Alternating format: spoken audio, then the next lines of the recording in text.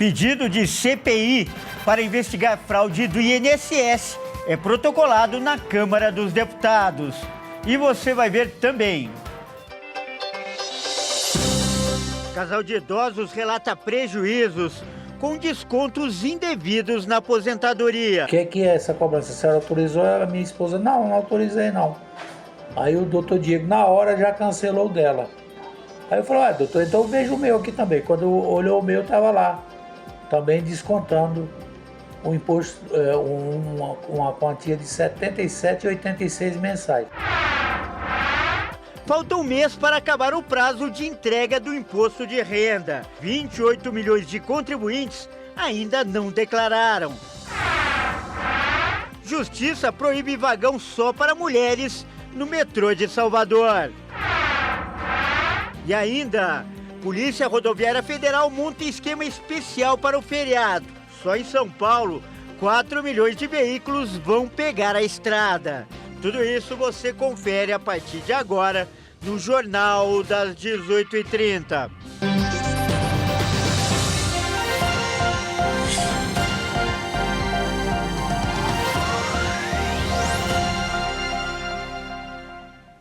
Olá, seja muito bem-vindo. Nós estamos ao vivo, são 18 horas e 37 minutos pelo horário de Brasília. Eu sou o Kleber Werneck e a partir de agora você confere comigo as principais notícias desta quarta-feira, véspera de feriado. E olha, os deputados da oposição protocolaram na Câmara um pedido para a criação de uma CPI para investigar o esquema de fraudes no INSS.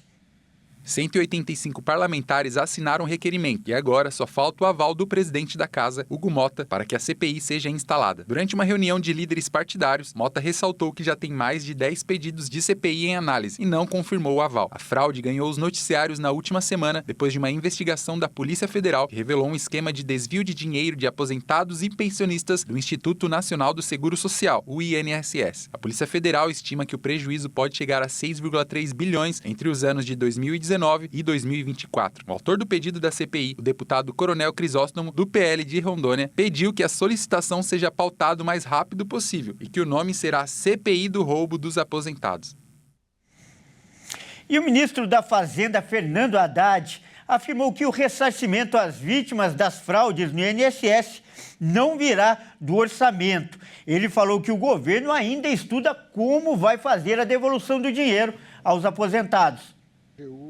Haddad garantiu que a devolução do dinheiro tirado dos aposentados por fraude no INSS vai ser feita a quem foi lesado, mas o governo ainda estuda de que forma vai fazer a reparação do prejuízo. O ministro explicou que o ressarcimento ainda depende de investigações e estão aguardando os posicionamentos da Controladoria Geral da União e da Advocacia Geral da União, os órgãos que investigam e atuam no caso. A orientação do governo é, evidentemente, reparar o dano causado pelas pessoas que foram responsabilizadas pelo que aconteceu. Mas a maneira de fazer, ontem eu conversei com o Vinícius, ainda não está formatada. Nós vamos encontrar o caminho para isso, porque essas pessoas foram lesadas, né? Nós vamos encontrar o caminho de reparação. De acordo com o ministro, a formatação da maneira de fazer a devolução do dinheiro depende especialmente da apuração do caso e das reclamações formais feitas ao longo desse período. O esquema de fraude funcionava por meio de descontos feitos direto na folha de pagamento de aposentados e pensionistas, por serviços como assessoria jurídica e convênios, sem a devida autorização para isso. E esse escândalo do INSS vem causando revolta em todo o país. E nós vamos mostrar agora o drama de um casal que sofreu prejuízos com esse esquema de descontos indevidos. Acompanhe o depoimento do seu José Pires de Moraes, de 68 anos, e da mulher dele, Sheila Cristina de Moraes, de 67. Vamos ver. Por acaso o doutor Diego abriu o meu INSS da minha esposa e verificou essa cobrança aqui. O que é essa cobrança? A senhora autorizou? A minha esposa, não autorizei não. Aí o doutor Diego, na hora, já cancelou dela. Aí eu falei, doutor, então veja o meu aqui também. Quando olhou o meu, estava lá, também descontando o imposto, uma quantia de R$ 77,86 mensais. Tava já 5 meses, eu falei, então chegar em casa eu vou resolver isso aqui. Aí tá. Quando eu cheguei em casa, que abaixo do desconto tem tem o valor e tem um 0800. Aí eu liguei nesse 0800,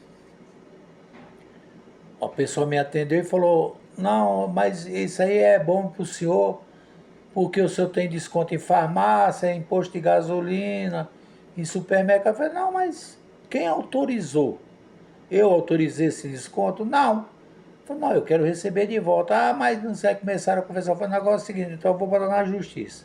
Eu, no meu caso, para conversar sobre, porque eu tive um câncer, né, há 17 anos atrás, e aí eu queria ver se eu poderia ficar isenta, né, de pagar o imposto.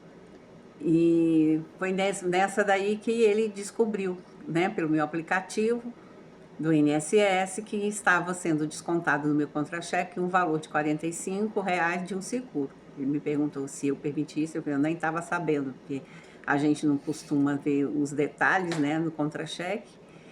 E aí, depois disso, ele mesmo, no próprio aplicativo, ele bloqueou, né? Ele bloqueou o seguro. Só que, nesse intervalo aí, depois que vem para casa, aí eu descobri que eu estava com outro câncer, né, que é no seio. E aí, quer dizer, não dei importância para esse valor, porque eu estava com uma outra preocupação que era maior ainda, que é a questão de saúde, né? Mas no meu caso foi esse aí, eles cobrando um seguro que quando a gente vai perceber, né, já é quase que tarde, né? Porque já descontou, é uma coisa que é R$ 45,00, você pensa que não é muito, mas faz diferença sim. E o desemprego subiu no trimestre encerrado em março, mas, segundo o IBGE, é a menor taxa para o período em 13 anos. O desemprego no Brasil subiu a 7% no trimestre encerrado em março de 2025. O resultado indica uma variação positiva de 0,078 ponto percentual em relação ao trimestre encerrado em dezembro de 2024, mas uma queda de 0,9 ponto percentual em relação ao primeiro trimestre do ano passado, de 7,9%. Apesar da alta na comparação trimestral, esta foi a menor taxa de desocupação para um trimestre, encerrado em março em toda a série histórica da PNAD contínua, iniciada em 2012. Ao todo, 7.700.000 pessoas estão sem emprego no país. Apesar do crescimento no trimestre, o número desacelerou na comparação anual. Segundo o IBGE, a população ocupada no Brasil ficou em 102,5 milhões de trabalhadores, o que representa um aumento de mais de 2.300.000 no ano. Com isso, 57,8% das pessoas em 2023, idade de trabalhar no Brasil, de 14 anos ou mais, estão empregadas. As pessoas ocupadas receberam um rendimento médio real habitual, cerca de R$ 3.400 por mês no trimestre terminado em março.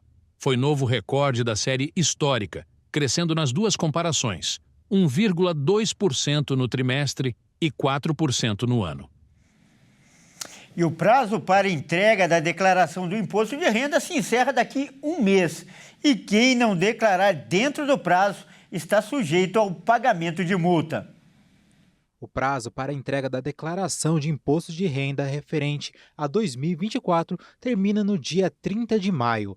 E mais de 28 milhões de contribuintes ainda não fizeram a prestação de contas. O esperado para este ano é de cerca de 46 milhões de declarações, segundo a Secretaria da Receita Federal. Até o momento, 17 milhões de contribuintes já concluíram o processo e metade deles utilizaram a declaração pré-preenchida, que dá direito à prioridade no recebimento de restituições. A recomendação dos especialistas é cumprir o prazo estipulado pela Receita Federal, ou seja, é melhor entregar incompleta e fazer as correções necessárias depois. Pois quem não entregar dentro do prazo está sujeito a multa e, dependendo do caso, pode ficar com o nome sujo e ter o CPF apontado como irregular. Além disso, a Receita costuma priorizar a data de entrega da declaração para a restituição. Assim, quem enviar a declaração primeiro recebe a restituição mais cedo. Por outro lado, se houver erro ou omissão na entrega, o contribuinte perde a posição na fila, ou seja, vai para o fim do calendário da restituição. E veja a seguir, Justiça proíbe vagão só para mulheres no metrô de Salvador. E ainda, Polícia Rodoviária Federal monta esquema especial para o feriado. Nós voltamos já.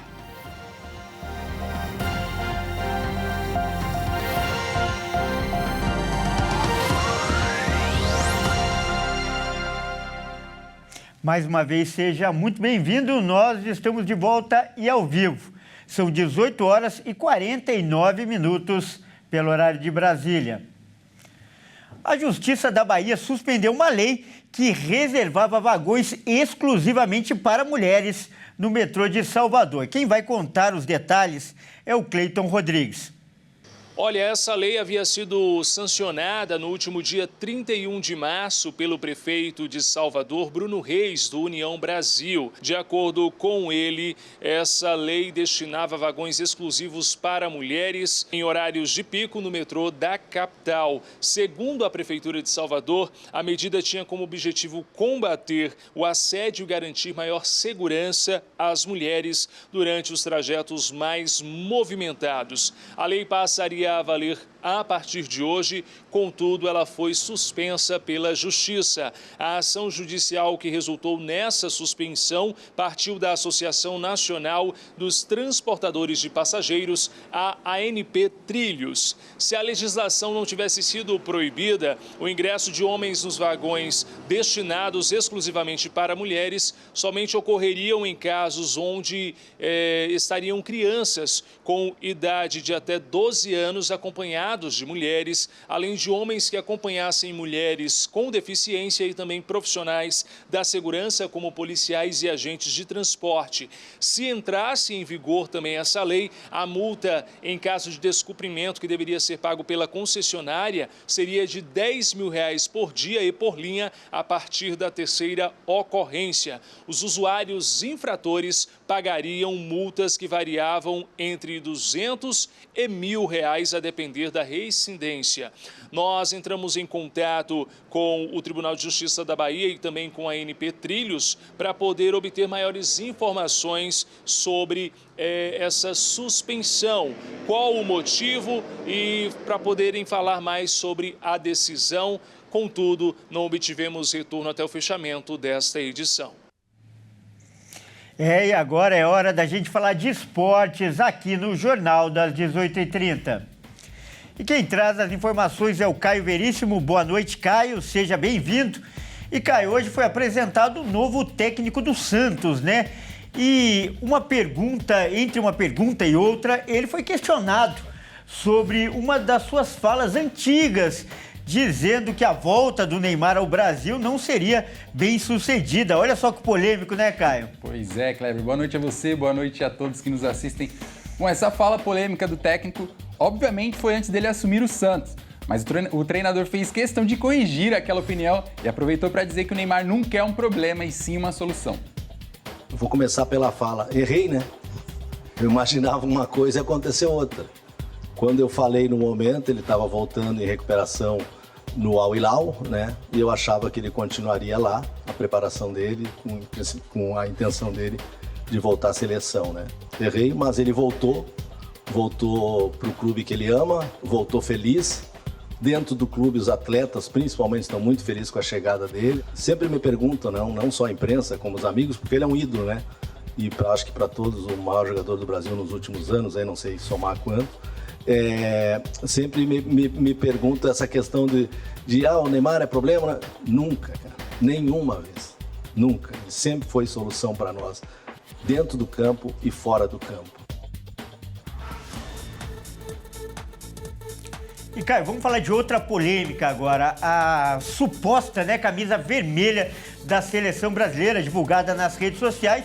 Parece que a rejeição foi grande, né, Caio? Demais, Kleber. Bom, uma pesquisa na internet revelou que 90% do público nas redes sociais não gostou nada dessa camisa vermelha da seleção e até a CBF se posicionou sobre o assunto. Vamos ver.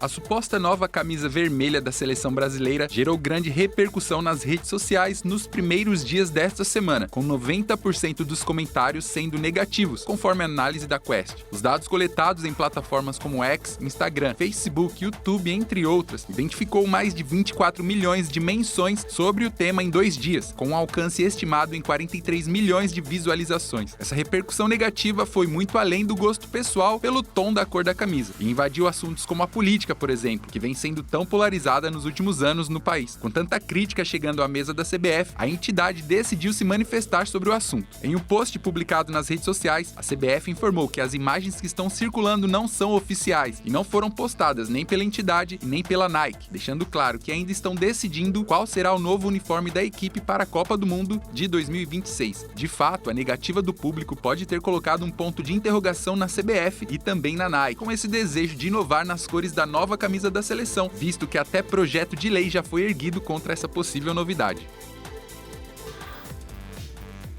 E hoje, véspera de feriado, tem Copa do Brasil, né? Então conta pra gente, Caio, os jogos dessa quarta-feira. Tá certo, Kleber. Vamos lá, então. Bom, quem abre a rodada de jogos dessa noite é o Botafogo, que encara o Capital do Distrito Federal no Newton Santos daqui a pouquinho, às 19 horas. Meia hora mais tarde, às 19h30, o Ceará recebe o Palmeiras lá na Arena Castelão para o duelo único entre os dois times da primeira divisão. Ou seja, a promessa de um jogaço. Às 21h30, no interior de São Paulo, Novo Horizontino e Corinthians se enfrentam no estádio Jorjão, casa do Novo Horizontino. No mesmo horário, teremos mais 2 jogos. CSA de Alagoas vai receber o Grêmio do Mano Menezes e do Filipão. Pois é, os dois estão trabalhando juntos no tricolor gaúcho. E para encerrar, o Bahia viaja para o estado do Pará para enfrentar o Paysandu, também às 21h30. Ou seja, bastante jogo bom aí, Kleber, para a gente assistir. Claro, nós vamos estar de olho em tudo isso. Eu fico por aqui, uma ótima noite a todos. Até mais. Muito obrigado pelas informações, Caio. Até mais e bom feriado.